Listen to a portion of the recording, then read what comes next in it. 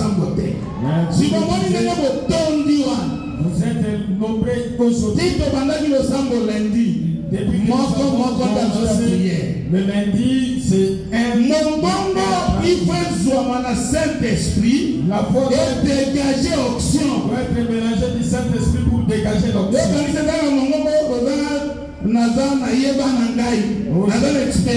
J'ai déjà l'expérience. Même moté bisoto sande. Même les autres. Tous les autres. Comment bayembi bazo sande? Mais comment? Ya comme tu as dans l'intercession, tu comme tu tika bango soki bo ya kei na. Bon dimanche. Moi me connais kimia. Vous êtes resté calme.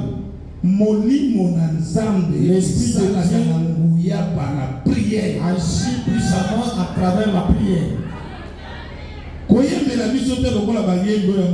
Ne chantez pas comme sacrifice et on des sacrifices. Mais le sacrifice c'est la prière. Et notre sacrifice tu écoutes la parole, tu pries. Moi je t'aime, c'est pourquoi je te dis la vérité. Et comment un ministre, un homme de Dieu ne prie pas? Un serviteur de Dieu. Un serviteur. Mon serviteur de Dieu, mais dimanche, mais dimanche, vous remplissez les pas. Au nom de Jésus. Le Seigneur nous bénisse. S'il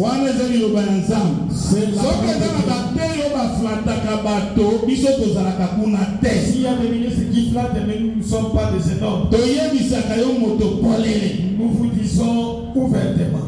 Le Seigneur nous bénisse. Au nom de Jésus. Vous fasse des merveilles ce jour. Au nom de Jésus. Totiki nano aspect ya moto tozongi lisusu na partage ya Kana. Nous revenons dans le partage de Kana. La postérité. Parce que nous parlons de la postérité. Et qui vient après la mort et la résurrection. Amen. Postérité à monde pour le moment c'est l'église. Et cette postérité est représentée par l'église. Pour le moment des bassins. Et pour le moment, ils sont engendrés après la mort et la résurrection. Jida, nous allons parler de Joseph. Nous allons parler de Joseph. Les lions de la tribu de Jida. C'était représente les lions de la tribu de Jida. A vaincu pour ouvrir le livre et d'arranger le son. Mais quand vous regardez, c'est l'agneau. Vous allez demander. Et c'est lui qui ouvre. C'est lui de Joseph. Et l'agneau, on l'a représenté comme Joseph. Et s'il y a des frères qui ont suivi la prophétie des nombres. Nous avions prêché ici la prophétie. Nombre 10. Nous avions pris nombre 11. 12 et 12. Et ces derniers temps, vous n'aimez plus les choses de Dieu. Vous ne prenez pas. Vous venez seulement et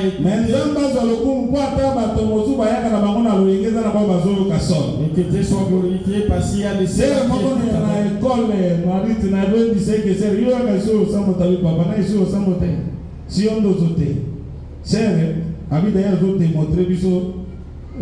Jida, vous avez démontré que Joseph a ici matin. Pour la femme. C'est-à-dire il y a de ceux-là qui écoutent et qui comprennent. Et la joie de Dieu remplisse ton cœur. Bien aimé, nous n'avons que des choses qui font. C'est la parole et la prière. Il l'appelle au sambo. Si vous négligez si vous négligez une partie, si vous négligez la parole, vous ne saurez pas comment prier. Pour savoir comment il prier, faut analylo. vous devez avoir la parole. Ce qui pose analylo, Si vous avez la parole au sein de la kate, et que vous ne priez pas, opose à la macacité, vous ne serez pas fort. il faut analylo. Vous devez avoir la Vous parole allez faire le sang. et la prière. Wanande koza makasi. C'est alors que vous serez Wanande fort. koza rempli la puissance de l'ensemble. C'est alors que vous serez rapide de la puissance de Dieu. Ce qui vous poussera à vaincre les mains. Nous adorons ce que nous connaissons. Je regarde les gens comme Mangala na maboko. avec des rameaux. Abiko osale la biso grâce. Je me suis dit, Tozalaka pe lokola bango. nous avons fait grâce, Mais biso tozwi ngolu. mais nous avons reçu Na la maboko na grâce. biso toza na lingenda. Dans notre main, nous avons la Lingenda grâce. yango ramo yango c'est le Seigneur Jésus. Cette Oh ramo auta na libota ya Isaïe. rameau qui est venu Abima na tribu ya Juda. depuis Le roi Jésus n'est au simba et na loboko. le roi Jésus qui est venu. Toza lisusu na besoin ba mangala la wana Nous terre. n'avons plus besoin de rameaux physiques. Nzambe apangolo nom de Jésus. Le Seigneur vous bénisse. Totanga makomi. Lisons les Écritures. Apocalypse chapitre 2 verset 11. Nous lisons au nom du Seigneur Jésus. Que celui qui a les oreilles Ye oyo azana matoi entende ce que l'Esprit ayoka oyo molimo dit aux églises. zolobela bikelesia. Shakata kokondima makasi. Nini mata oyo to bandiana lisusu.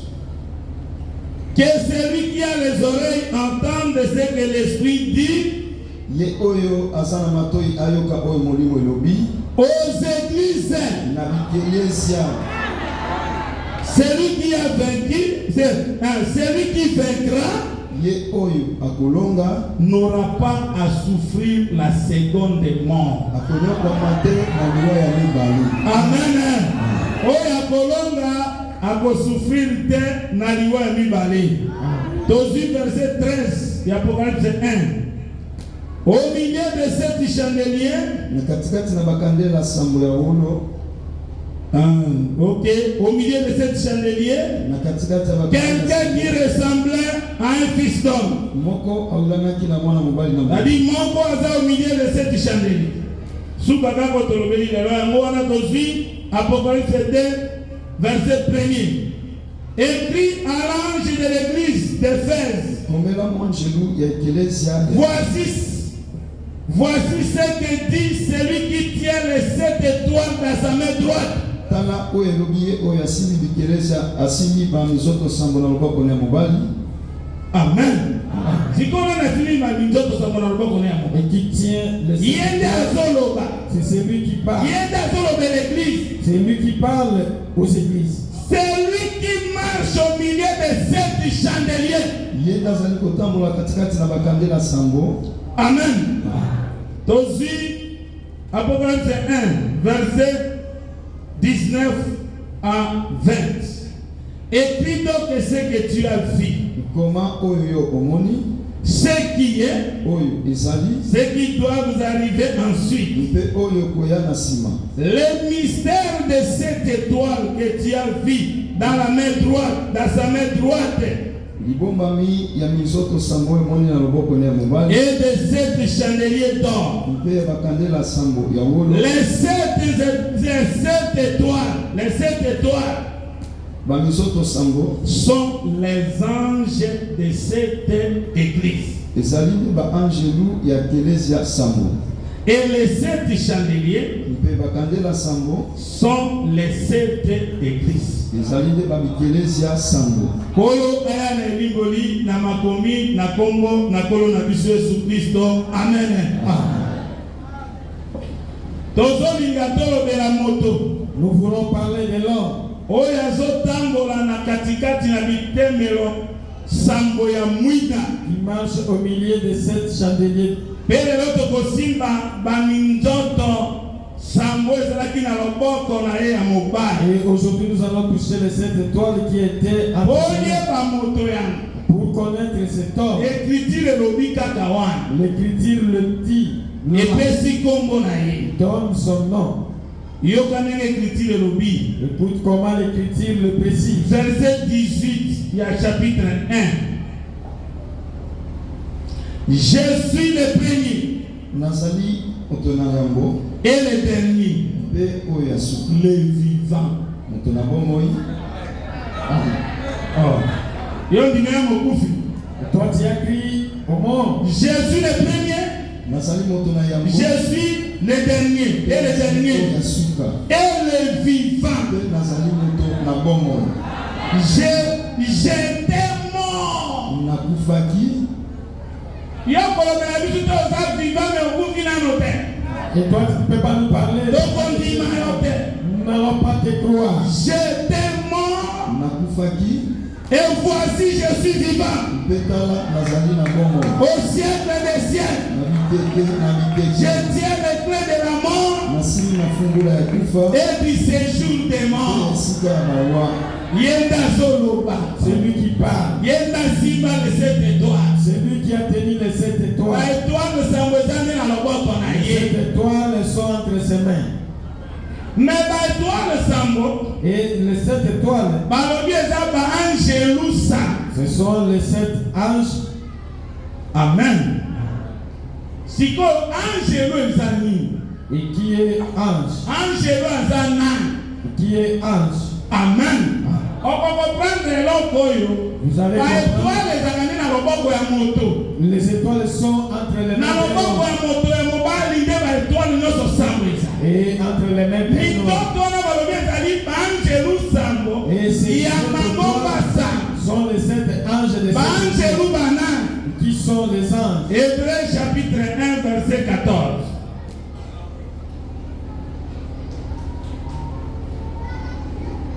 On comprendre makambo yopo tote banda dans le verset 13 et premier va comprendre ce que ça va enchaîner. 13e verset, nous lisons le nom de Jésus. Amen. Et auquel des anges a-t-il jamais dit, mon côté na banjelu nzamba tikala koluba assis-toi à ma droite fanda na loboko na ngala moba jusqu'à ce que je fasse de tes ennemis ton marchepied. Kino na kosala na banguna na yo betelo ya makolo na yo. Aloba na angelo moko bongote. Yo kasi ko significateur ba angelo. Ne sont-ils pas tous des esprits au service de Dieu? Ba angelo wana bazali bangono sote milimo na mosala ya nzambe. Envoyez-vous exercer un mystère en faveur de ceux qui batindami pona kosala mosala moko pona baoyo esengeli basangola lobiko. Amen. C'est-à-dire que ange c'est un esprit. Mwanze azali molimo. Amen. Avant mona na loboko ya mobali ya Yesu minzoto sango. Avant de voir angelo sango. entre les mains de l'homme Jésus, les 7 étoiles milimo sango. qui sont les 7 anges, les 7 esprits. Milimo sango eselo bamaka. Les 7 esprits ont été déjà dit auparavant. Tozi Zakari. Ulapangola na kombo la Yesu. Netango tokuzonga kuna na esika to zolobela ko comprendre le lo quand même facilement. Tozonano Zacharie chapitre 3, total verset 9 partie 1. Zacharie chapitre 3 verset 9 nous lisons de Jésus. Amen. Car voici Tala pour ce qui est de la pierre que j'ai passée devant Josué.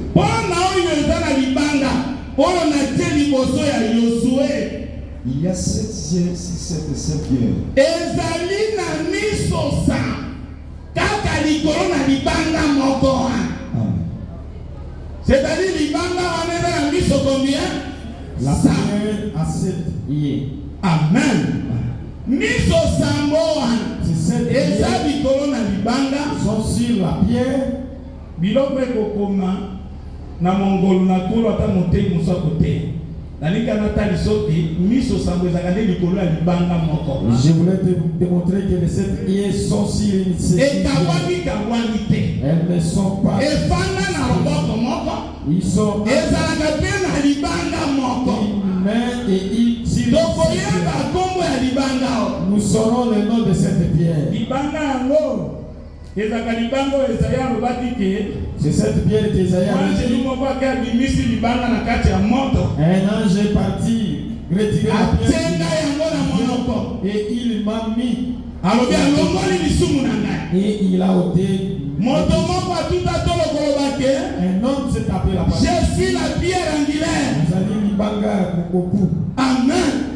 C'est-à-dire que miso sambo nyonso eza likolo ya libanga Les 7 et sont sur mosala nango eza nini. Et quel est le travail? Zacharie chapitre 4 verset 10. Tanaka mobimba mais tokozana besoin na partie B. Ok. Zacharie 4 verset 10. Car ceux qui méprisaient les jours de faible commencement baoyo bazalaki kotiola mikolo ya ebandeli koneglijaka te. Amen. Nakitana na mwa exhortation mo ndenge libongo ebataka. Comme l'église a commencé, soki moto oza spirituel te, si vous n'êtes pas spirituel, ntango tokutaka bandeko wa et quand nous avons trouvé baze na ngambo kuna ils étaient de l'autre côté. kongo wana mpe naosala mwa bacommerce na ngai À ce temps-là, je faisais mon me nandimaka kokota wa mais je n'avais pas accepté d'entrer. salaire ya $12. Le salaire, me bandeko bayikipi mais ses frères ont persévéré. ngai nazaka nde na chopo. Moi, j'étais na chopo na 97 à Chopo, à 97. église ezaka te. Cette église n'existait naye pas. kozonga na 2007 Je suis revenu en 2007. nde naye kokuta église oyo. C'est alors que j'avais trouvé cette bato église. baza na champion ya kofalsifiaka bahistoire. Il y a des gens qui sont champions de nazaka cette na histoire. ebandeli na lugwara te. Je n'étais pas au débit à Loubois. nakoya koloba ko ngai nde nabandaki ekili. Et comment je vais dire que c'est moi qui ai eske commencé? bato babandaka na église batuta tolo Et ceux qui ont commencé, c'était ti bakende na mabele baloba te. jusqu'ils sont participés, ils n'ont rien dit de telle sorte. moko ako abengani na bato na histoire ya mwanda abi na église ya mwanda biso nde tobandaki. frère moko motei moko docteur abimisi foto na ngai nafandi na église ya mwanda wana zela no mwa nzoto mike nazomodere sikoyo biso yango omoni coach na biso liboso ezaka docteur mutombo nde abengaka alobi ke yo kaka makambo ya commerce oza mosala ya nzambe ya kosala mosala ya nzambe atalisi bango. Il leur a montré l'histoire de moi. Nous n'avons pas besoin du commencement de l'histoire. Et nous savons que c'est et nos frères ne sont pas après la poitrine pour cela. Amen. Il ne faut pas négliger les frères. Même les frères que tu négliges aujourd'hui. Et d'autres sœurs, le fils même d'aimer le frère. Il ne faut pas négliger les faibles commentaires. Et même vous qui habitez logés dans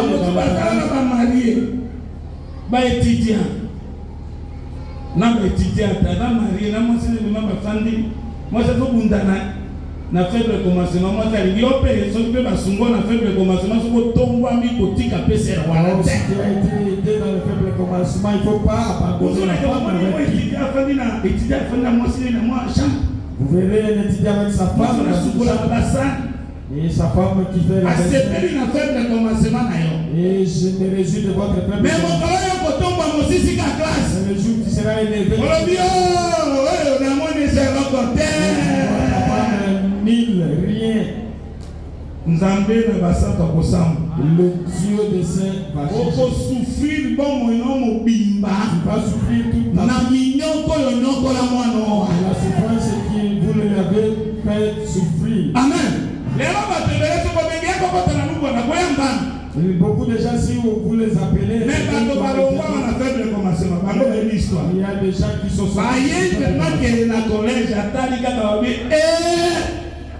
des gens qui ont en voyant seulement ces faibles commencements. Mais comme nous sommes nombreux ici, et si vous appelez il va se réjouir. Et si vous l'envoyez à Mingaz, et il va aussi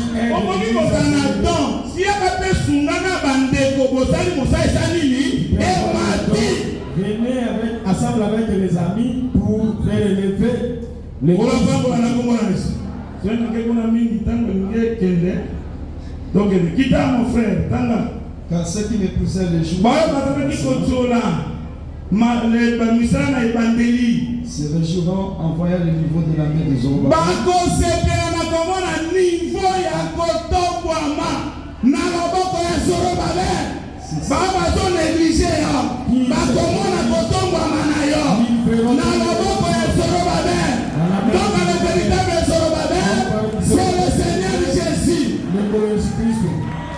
Donc on va tomber, on a dans la famille, ils vont se donner du niveau. Ils ont la confiance dans Jésus. La confiance dans Malobasari. La confiance en ce qui vous parle. Et d'autres qui voient ils disent nous ne disons pas confiance en Zambé au si vous avez la confiance dans la serviteur et à ces serviteurs vous réussirez. Mon niveau la communauté. Ça va élever. Soyez élevés. Les gens vont se connaître. Les gens vont se connaître de toi. Même si tu avais révisé dans le mariage. Toi tu viens prier Dieu. Dieu te donnera le mariage. Parfois il va se donner du mariage que tu as. Ces sept sont les yeux de l'Éternel. Sambo yo misa miso sambo ezalaka miso ya Nzambe. C'est-à-dire libanga wana ezambe Nzambe. La pierre c'est Dieu. Loboko esimba ba étoile ezalaka Nzambe. La main qui a tenu les étoiles c'est Dieu. Donc il dit les amis miso ya Nzambe qui parcourt toute la terre. Oh ezali ko parcourir toute la terre. Ndima lelo que l'église est aussi ma bébé. Amen. La terre. C'est l'église est moi aussi. L'église c'est la terre. Oh moi aussi elle a ma bébé. Or la femme. Esaïe 60. Esaïe 60. Moi c'est ma bébé. La femme c'est la terre. Mis sur un temps mais tu peux parcourir. Or les yeux de Dieu ma bébé. La terre. C'est-à-dire mis sur un temps mais dans l'église. C'est-à-dire les yeux de Dieu. Du commencement de l'année jusqu'à la fin de l'année, mon bali a sauté à moi.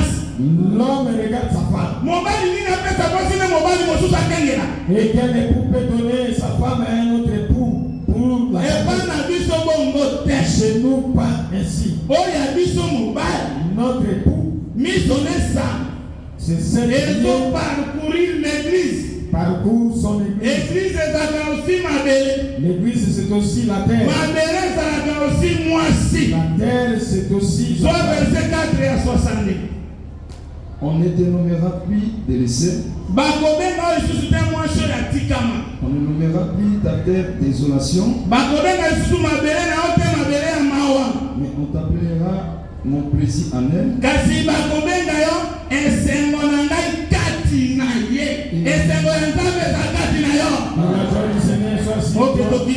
Et l'on appellera ta terre épouse. Est-ce qu'on dit que l'église est ta épouse? Vous croyez que l'église est l'épouse? Il y a que mis au ensemble. Et donc parcourir l'église. Parcours l'église. Donc à mis c'est l'esprit. Oh, l'esprit comme nous l'avons dit. Ce sont les sept esprits de Dieu. En tant qu'esprit n'est angelou. C'est lui l'ange. C'est-à-dire que l'angélou sambo, il y a un nombre de millimètres sam. Il y a un temps de Dieu qui regarde le lingomba de 7 chandeliers. L'église, ce sont là les 7 chandeliers. Le véritable. Ne laisse plus sa femme à un autre époux. Le véritable époux. Jésus. Oh, la femme de Jésus. C'est l'assemblée des saints. Jésus parcourir comme moi. Que Jésus parcourt. À parcourir l'église mobile. Il parcourt toute l'église. Jésus a l'église mobile. Jésus parcourt. Il a marché au milieu de cette chandelier. Celui qui marche au milieu de cette chandelier. Au milieu. Il est. marché au milieu de cette chandelier. Il marche au Et on dit que Jésus a la carte. Les royaumes sont les big ça va bâtir avec ça. Si tu crois, tu verras la gloire de Dieu. Yesu a la carte et il va dire ça. Jésus qui est dans l'église de guérison. Amen. Qu'est-ce qu'on dit ça? Qu'il te guérisse. Donc, tu vas bénir à l'homme mis sur sa maurice.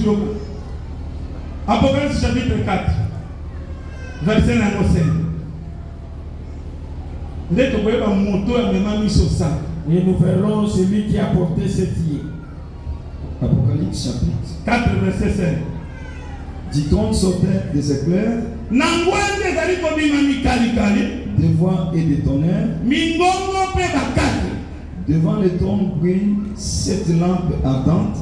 Liboso na ngwende ezali kopela mwinda sambo ya kongala Qui sont les 7 esprits de Dieu. oyo ezali milimo sambo ya nzambe. Amen. Siko nani amemani? Et qui les avait pour Nani amema ongai étoile moko vraiment batoyo étoile. ongai anjelu ya Laodicée. Moi, l'ange de Laodicée. Anjelu wana ezalaka moto moko. Cet ange, il Jésus a dit, il y a un seul esprit. Moko. Amen. Esprit moko ana. Et c'est ça qui marche. Pierre ne malingo pas la perfection. Qui a ramené l'église dans la perfection. Toi qui as même si l'ennemi viendra, l'esprit du Seigneur qui mis à mon goût là-bas au nom de Jésus. Bakota na baloge, bajingela yo, bamema kombolo na nganga, ozana molimo ya nzambe, ekimisa monguna, baya na nzela moko, bakima na nzela sambo. Jésus a les portes à ce jour de mort, et kolonga lingomba te. Pourquoi kolonga lingomba te? Parce que l'esprit du Seigneur est dans la tête à lingomba. Il y a tout dit dans le koloba. Vous êtes le temple de Dieu. Quand l'esprit de Dieu habite en vous, c'est là qu'il est écrit, j'habiterai au milieu de vous et je marcherai au milieu de vous. Atambola na kati na bomo na. Atambola na kati na ndako na. Adégagé na bomo na le péché. Adégagé na kati na bomo na ba impureté. Et l'autre nous ne collaborons na ngai. Qu'est-ce qui va te séparer? Dieu bénisse ce nom. Dieu nous chante. Parce qu'elle ne mettent pas de neige. Il y a aussi le poids de l'élévation. Et quand il y a le poids, pas vous mettre en colère. Vous irez dans d'autres assemblées, les saints vous regardez. Les saints avec des têtes et mais les nôtres sont bénis. Et je ne sais même pas comment ça va. Et on te verra. Et si vous venez ici, c'est comme si il n'y a pas de voleur dans cette maison. Mais l'étranger vient, l'argent commence à... Amen. Que Dieu leur bénisse. apambola pe au sein de l'évangile. Wasamo moko moko azali mebele ba battre ko sanga. Amona meshe loko pang. Amona kadere loko pang. Ami pona Yesu ba se kata biso. Na apambola bino no de Jésus. Tama tala ka botota na no sero bi évangile. Soki sero de mata ka évangile o te. Ni pasala nde bisana salwa. Ya mama frère basi akobala bango bango yo. Ce sont les femmes épousées. Yo mona kamala mundete. Quand tu ne vas pas bien. Kala basi akobala. Ce sont des saints à marier comme femmes. Asakani le mokote. Elle n'a rien. Elle est noire. Mais on va lui demander. Je suis noir. Mais je suis belle. C'est le soleil qui m'a brûlé. C'est le soleil qui m'a brûlé.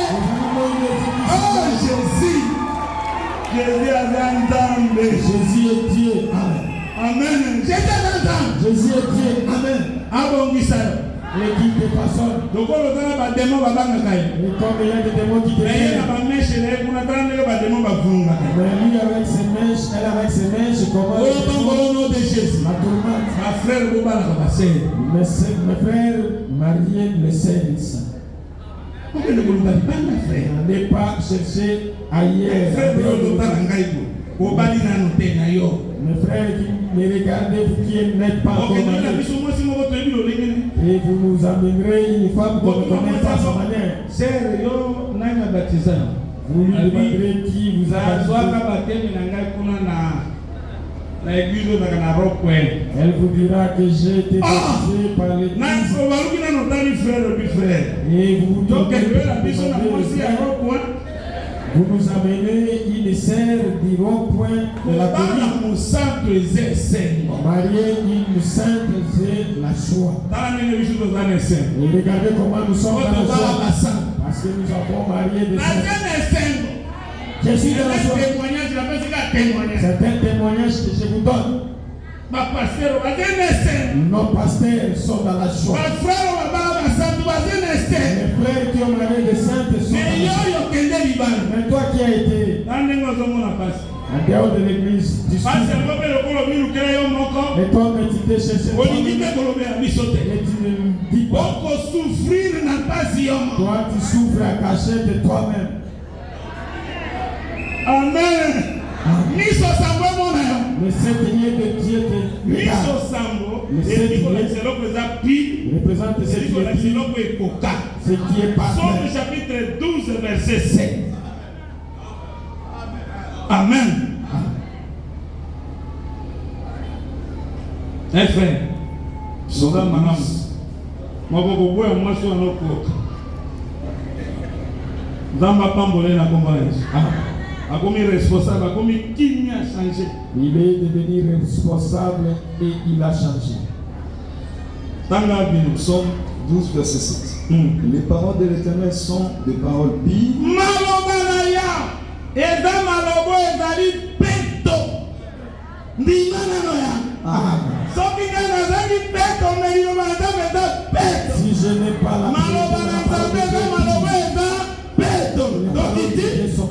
un argent éprouvé si terre au creuset. Palata oye mekani na mabele na nzungu ba peto na kango ba lekisa kango na moto.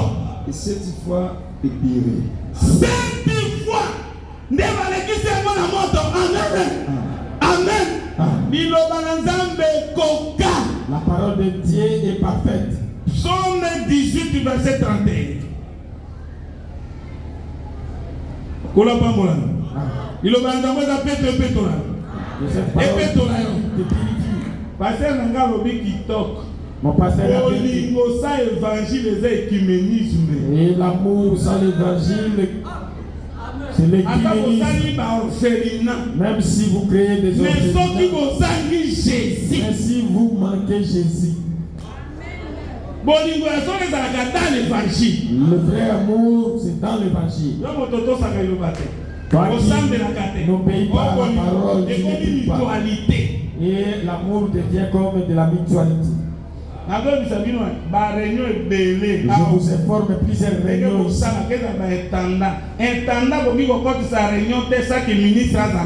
Un intendant ne peut pas réunir les autres sans la présence d'un ministre.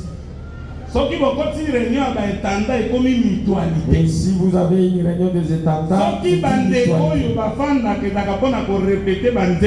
et s'ils se réunissent, c'est pour la répétition de l'air. Psaume 18, verset 31. Ok. Les voies de Dieu sont parfaites. La parole de l'Éternel est éprouvée. Il est un bouclier pour tous ceux qui se confient en lui.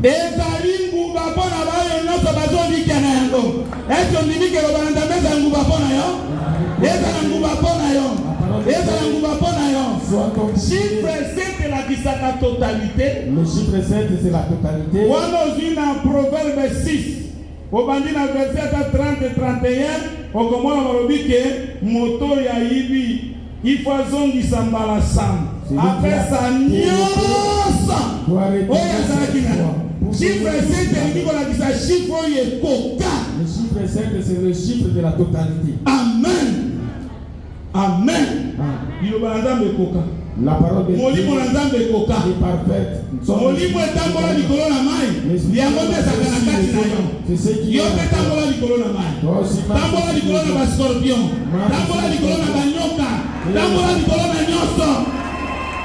Amen. Et c'est lui qui a porté le Seigneur. Apocalypse 5. Avant de prêcher les 7 il faut marcher. Et comme ils ont leur livre, regarde comment leur livre. Verset 6 Apocalypse 5. Bandana verset 5. Avant de Joseph na lion ya tribu ya Juda. Netango ezalite pour nous organiser au soukisa pour tout le bénéfice. Bien les mots pour le makambo belé. Tu écouteras beaucoup de choses. Donc comment la libanga ya mix. Vous verrez la pierre de mix. Souverain sacrificateur Aaron. Ça sera sur les épaulettes du souverain sacrificateur Aaron. Et portera le nom des 6 enfants et des 6 autres. Oh, la pierre de mix. C'est Joseph. Il est aussi. Dambassou. Le dimanche, nous allons et l'un des veilleurs me dit, ne pleure point. Voici les lions de la tribu de Juda.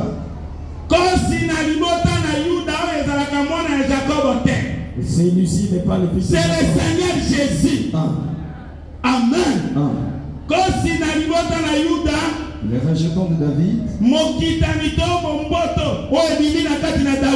afin qu'il pour ouvrir le livre et ses 7 sceaux. Et je vis au milieu du trône et des 4 êtres vivants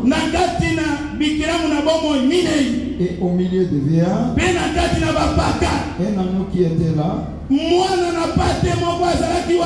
comme immolé.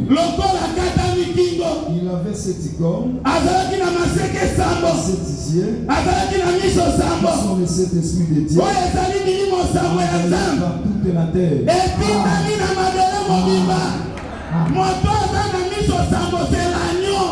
Celui qui a les 7 ce n'est pas pour toi.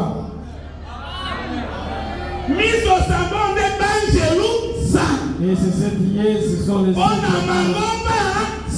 pour cette église.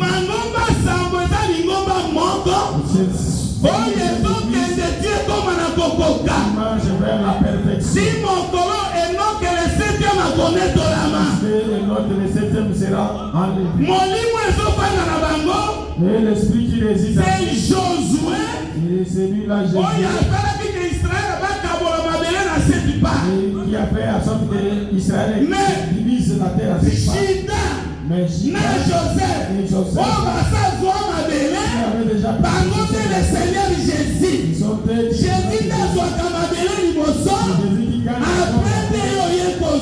après que tu auras. Jésus est le lion de la tribu de Juda. Jésus c'est lui le lion de la tribu. Quand il crie comme un lion, la mort tremble. Et après il s'est laissé comme. Que ta volonté soit faite. Et seulement un seul homme. Amen. Voilà pourquoi Juda a vu Ngele. C'est pourquoi Juda a eu Joseph a vu non. Et Joseph a eu non. Cela veut dire quoi? Les lions Servir toujours l'agneau.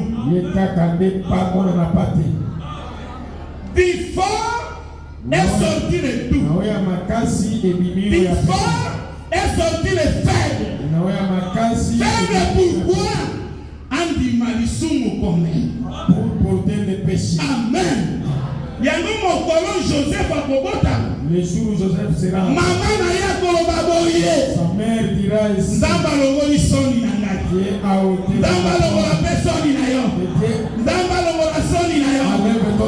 Amen. Molimo ezotambola na kati na lingomba. Yango nde Josué. C'est ça Josué. Au milieu de 7 tribus. Nakati na mamikolo sambo. Josué dit à Kokufa. Jusqu'à la mort de Josué. Juge chapitre 1. Juge chapitre 1.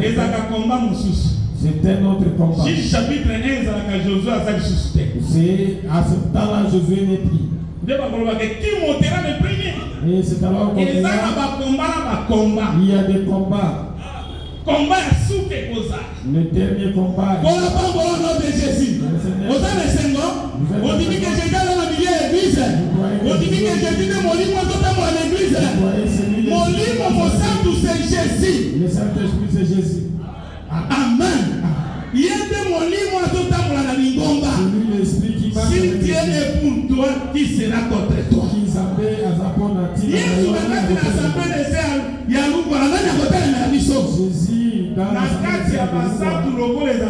Jésus parmi les 16 personnes ne nous verront. Regardez comme la prédication pas de la brochure. Et on tirait